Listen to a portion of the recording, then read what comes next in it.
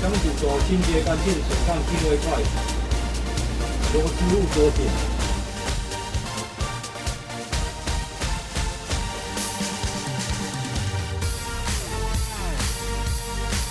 在锁刀座上锁上拉栓。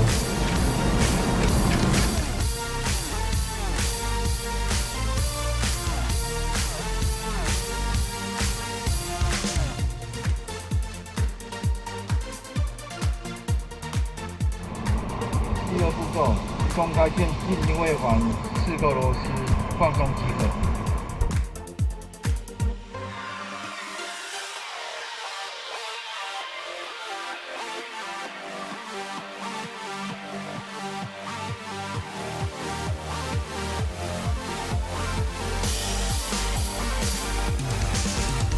并且确保刀杆可以自由运转，进而转动。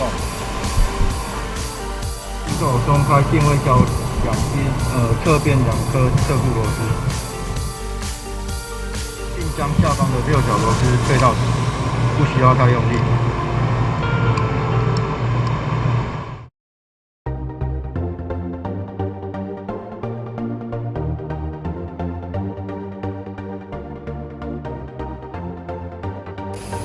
执行主轴定位。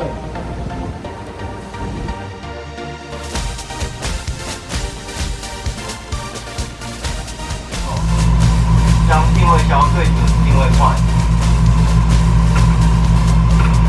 并且安装胶囊手上。压住黑色线定位环，注意不要滑动，并将4个螺丝锁紧。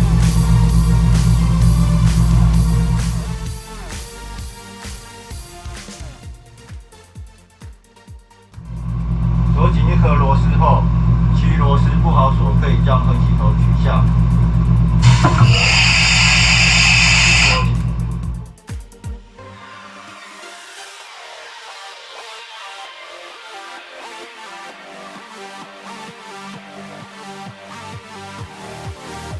第3步骤，锁紧定位销下方螺丝，确保定位销与定位块结合，不需太用力。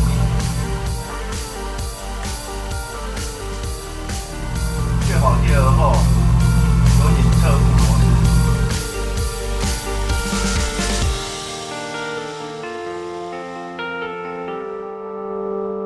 第4步骤，重复上下刀，确保定位销顺畅地回答到沟槽内。